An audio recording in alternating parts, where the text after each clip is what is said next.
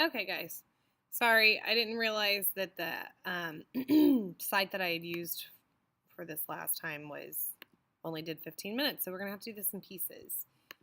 So, we talked about the seal of the vultures. Now we're looking at cuneiforms or cuneiforms. So, cuneiform is a system of writing used in ancient Mesopotamia in which wedge-shaped characters were produced by pressing a stylus into a soft clay tablet.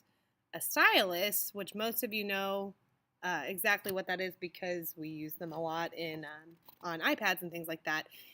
But in this case, it was a needle-like tool used in engraving and incising. Also, an ancient writing instrument used to inscribe clay or I don't know what way tablets are. I apologize for the. Yeah. Okay. So this culture, the Sumerians, give us the first writings, again called cuneiforms or cuneiforms.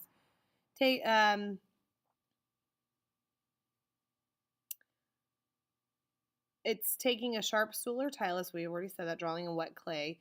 You read from top to bottom, right to left. So instead of top to bottom, left to right, it's top to bottom, right to left. We see the first recordings of the in the Epic of Gilgamesh.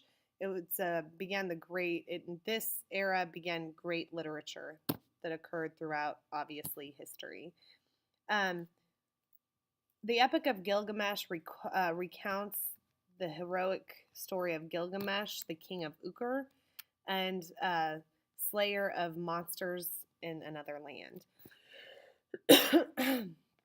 Excuse me. The standard of Ur. Now, this little guy is one of our artifacts. It has two different sides on it.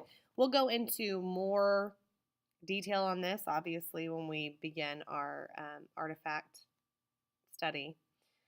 The royal cemetery at Ur is said to. So, this was found in the royal cemetery of Ur. It's said to have been the home of biblical Abraham.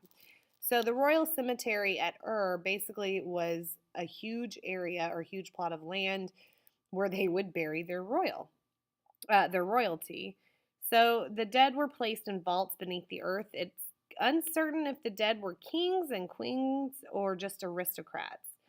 Also found dozens of bodies sacrificed to serve them after death. Again, like I said, the Mesopotamian culture was very, very dirty and messy.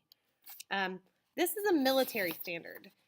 I don't know if you know what a standard is, but basically what it is it's like a banner. Now, this thing would have been carried on a pole. It's made of lapis lazuli, which is a beautiful blue stone, as well as red limestone and wooden shell.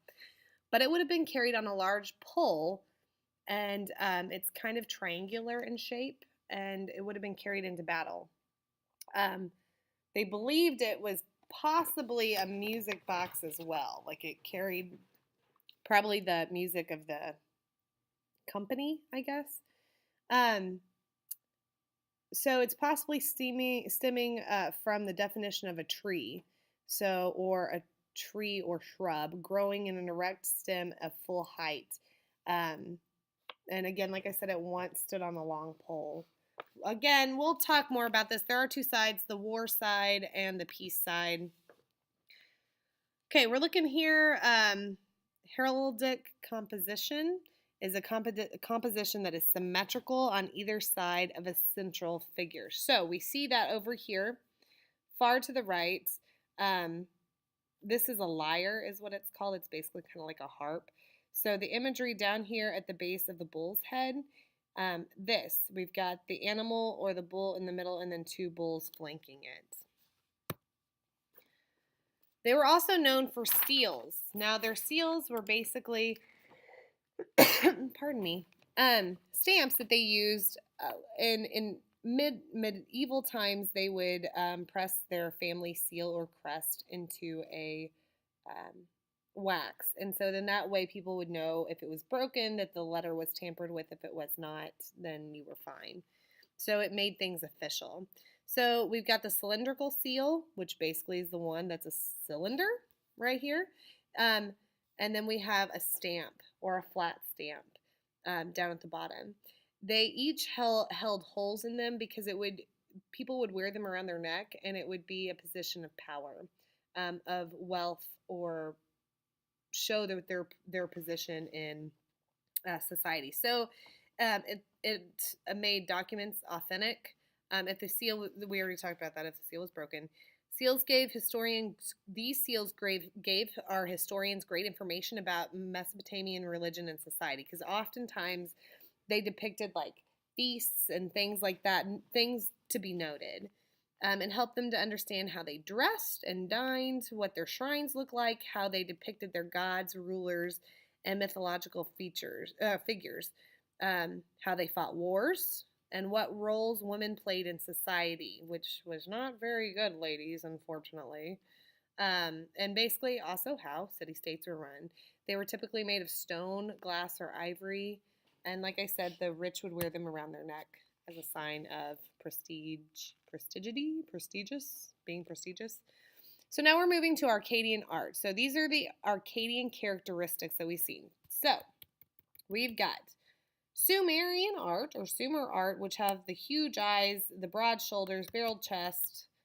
Then we're going into Akkadian art. So we see I don't know if I meant to write defecation there. Anyway, we're seeing erecting permanent stone markers called stelae or seal, again, to note important religious or civic sites. So they're markings or burial markings. We already know what a stele is. So the kings began understanding the importance of artists here to help glorify their careers. So we're seeing more artists depicting rulers and not so much events that occurred, so famous people. So it's propaganda, guys, propaganda. Sargon of Akkad is a ruler who ruled between 2332 BCE. He ruled in the vicinity of the city of Babylon. People were called the Akkadians, and they were Semitic, meaning the language related to Hebrew and Arabic. So that's kind of what they spoke, which makes sense if they kind of settled in Babylon area.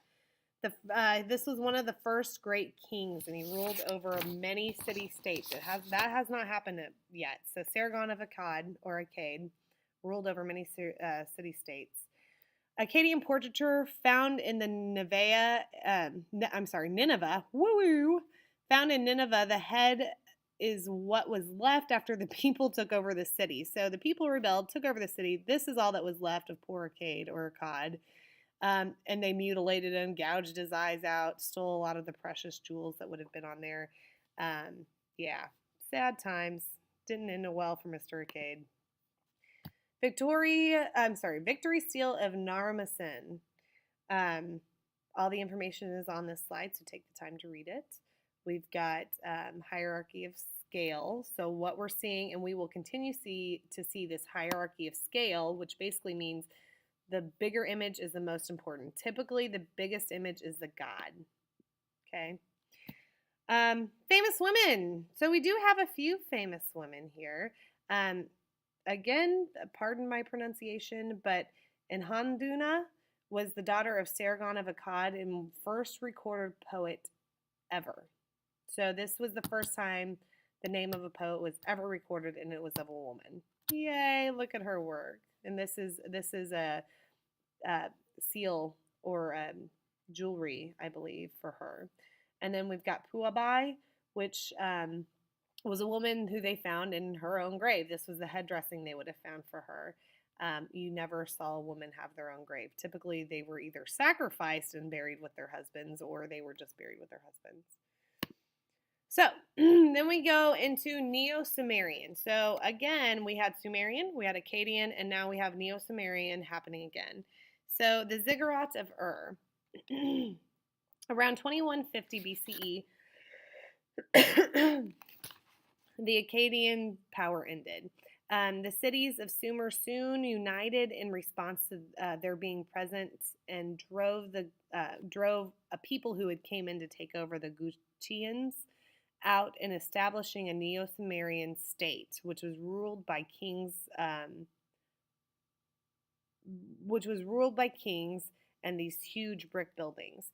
So basically, there was a rebellion against the Akkadians. The Gutians came in and took over the area, the Gutians, you guys don't have to think about that. That doesn't really apply. But they ruled for a very short time. People came back in and took it back over. So this is a ziggurat. This ziggurat is the rectangular base of the structure, and the tip of it is its temple. So if you look at it, it at one point would have been whitewashed, meaning this would have been white. The temples, ziggurats, were the center of the cities and were towering over everything else. We will find that throughout history, the main importance of a city can be found in the highest point.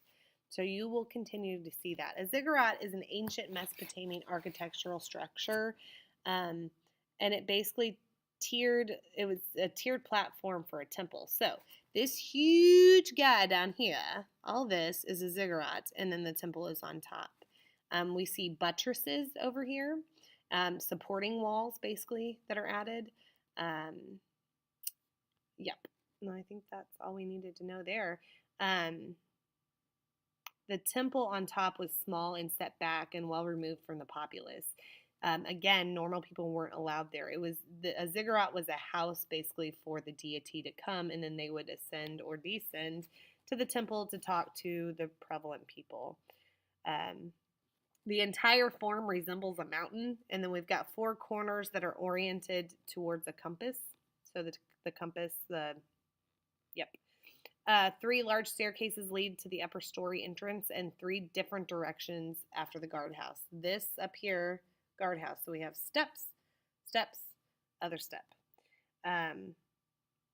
This one is supposedly dedicated to the moon god, Nana. So then again, Neo-Sumerian, we're seeing the whiter eyes again. Gudea is a king during the Neo-Sumerian era. He was the ruler who rejected the lavishness of Sargon of Akkad, who was a big bad man, and instead positioned his inscripted statues throughout the temple so he could serve the gods in turn, instead of saying that he had all divine power. This material is called diorite. We will continue to see it. It's basically a black stone. We've got, again, Sumerian. It's not like the Sumerian we were just used to, but it's Neo-Sumerian, so it just has the characteristics. We've got elongated fingers to the right bare arm, broad shoulders, narrow waist, lots of contours. What we're seeing with him is a sense of calm. Oops, didn't mean to go back. He's calm. He's a peaceful ruler. He took this sculpture back to the Sumerians' Ashuna sculptures to better serve the gods. The Ashuna statues, remember, were a votive for offerings to the gods, whereas Akkadian art typically was powerful ruler art. Diorite is very expensive stone. It proclaims the wealth of the owner and importance of the subject. Yep. Okay, characteristics of Babylonian art. We're moving into Babylon. Babylon, my bad. 1792 to 1750 BCE. We've got well-ordered states with a set of strict laws handed down from the god Shamash. The capital was highly decorated. This is called the Hammurabi stele. Hammurabi was so what we're seeing here is Hammurabi right here, not this guy, but this one, with a speaking greeting gesture towards the god Shamash, which is enthroned on his ziggurat, and hanging Hammurabi on a rope. I'm not hanging, that's bad. So what he's doing is this is Shamash handing Hammurabi a rope. We see that hierarchy of scale. Shamash is much bigger than Hammurabi, but they're still pretty close. So Hammurabi was kind of making a statement there. So he's handing Hammurabi a rope, a ring, and a rod of kingship, basically saying, yes, you are my spokesman. Shamash is in a composite view. His wings We don't know if these back here, there's something going on back here, if they're wings or flames on his shoulder. His beard is fuller than Hammurabi's. Again, a note the hierarchy of scale. There are down here, this was really the beginning of major laws because, like I said, everything was kind of corrupt and topsy-turvy everywhere. So right here, Hammurabi commissioned 300 law entries placed below the grouping, symbolically giving form to Shamash himself to Hammurabi. So Shamash is symbolically giving Hammurabi these laws so he can put them in effect. This was found in Susa. So now we go to Hittite art. The Hittites used stone rather than mud brick as a building material. We've got large uncut boulders, which would be considered megaliths. Are set in place as very impressive fortifications. They were meant to scare people. This was located in Turkey, so we're in Anatolia, and we have guardian lions. So the Hittite people came through and sacked the Babylonian Empire. Anatolian people who left directly after sacking him. So the Hittite people came over, sacked the Babylonian Empire, and then came straight back to Anatolia. They weren't interested in staying. Huge boulders were used in construction of the city. We've got massive impressions. Once the Hittites left, the Elamites came. So once the Hittites left Mesopotamian area, the Elamites came to take over Mesopotamia again. Now we move to Assyrian art. So Assyria. So you see it right here. Excuse me. The Assyrians vanquished the people who came after the Hittites, so including the Elamites and anybody else. So for a while, this area was in turmoil. Lots of people coming in and out. The Elamites put the capital city of Susa. At the height of power of the Assyrians, they ruled from the Tigris River to the Nile, which was a very long area, and from the Persian Gulf to Asia Minor. So what we're seeing are kings' hierarchy of form still. We've got lions, lots of lions. They're crying out for help as a symbol of the king's authority over his people. Ooh, what do you think that means? So basically, what we're seeing are the people, not a lot of emotion on their face, but the animals, look how much emotion is happening. Lots of emotion, which basically is showing the people crying out and the figures or the rulers being the calm ones to restore power. Cuneiforms appear everywhere, and it is very common to see words written across the scene. Even over bodies and figures, we see that a lot too. So if you look down here in the lower right corner, the rough spot that's going over these people is writing. It's cuneiform writing. At the Nelson Atkins, there's a really awesome one right as you enter ancient art. It's pretty cool.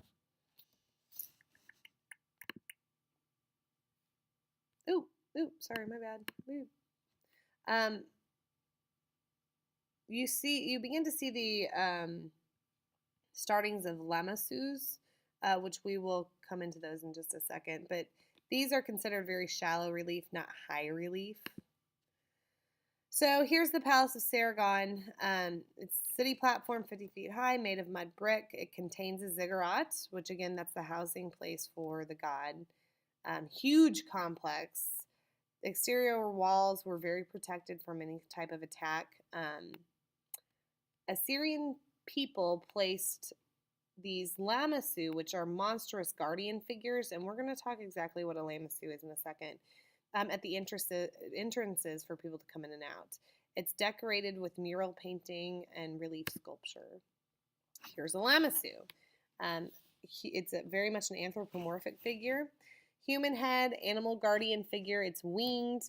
It has 5 legs. Pretty cool, right? So if you were to stand in front of it, you would see lamassu facing you as a sturdy, stable, you cannot pass, you need to make offerings before you pass. And then as you walk through the entrance, it looks like the Lamassu has allowed you entrance, and it is walking away from you. It's pretty stinking cool, guys. Lion hunts. Um, Among the oldest surviving narratives in art, very bold contours. Remember what a contour is? It's the outline, basically. We, again, are seeing emotions of the animal and not the humans. And again, the lion is representative of the most fearsome beasts, domination by the king, and an active power over nature. So they're really making a stand here that they've got all these natural disasters occurring because the fluctuation of the climate between the two rivers. So it is the leader taking care of that natural disaster. He's going to control that. We've got the Hanging Gardens of Babylon. It's very legendary. It talks about it in the Bible. It's one of the 7 ancient wonders of the world. It was built by King Nebuchadnezzar the second, and the location is unknown. We don't really know a whole lot about it except for writings, possibly around 600 BC. Ishtar Gate. This is Neo-Babylonian, so we're seeing again those lions occurring. Glazed over mud brick. We've got. I'm trying to figure out. Okay.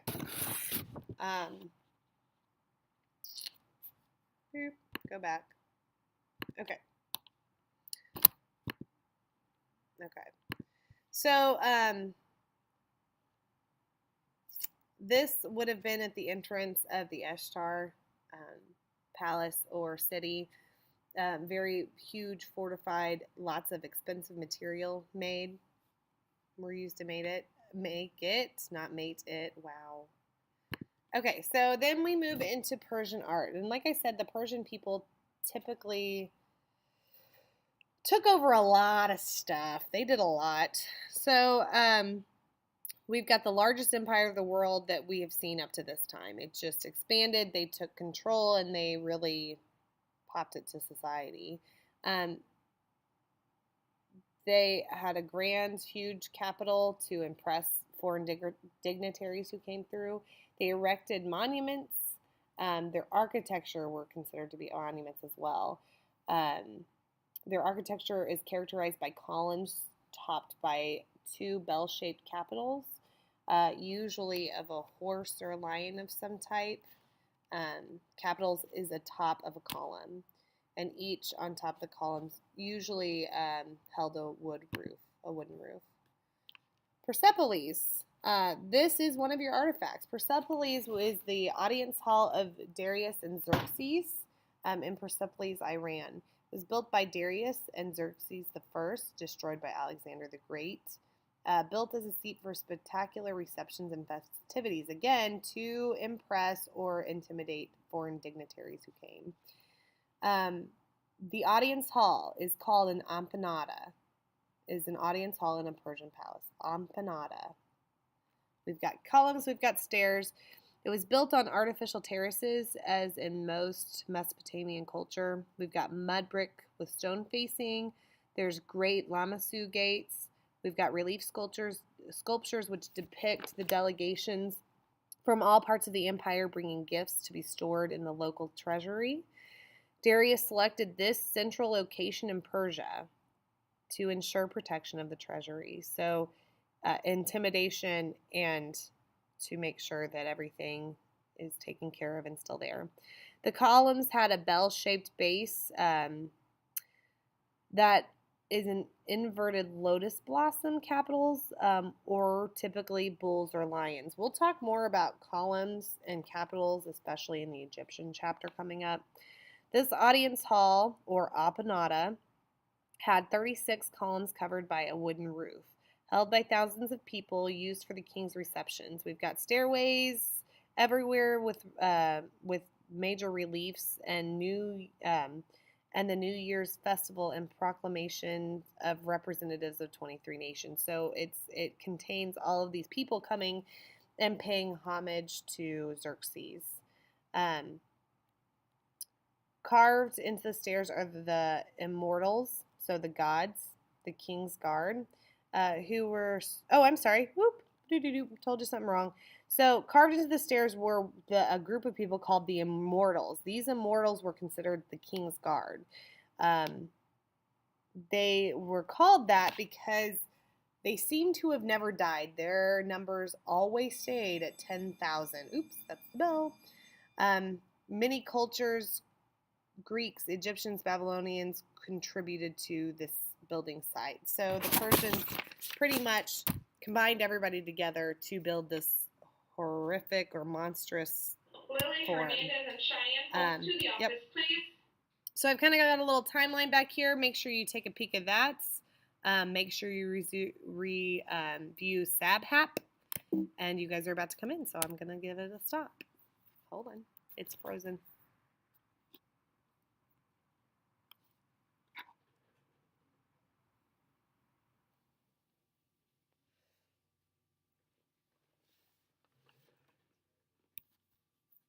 And stopping.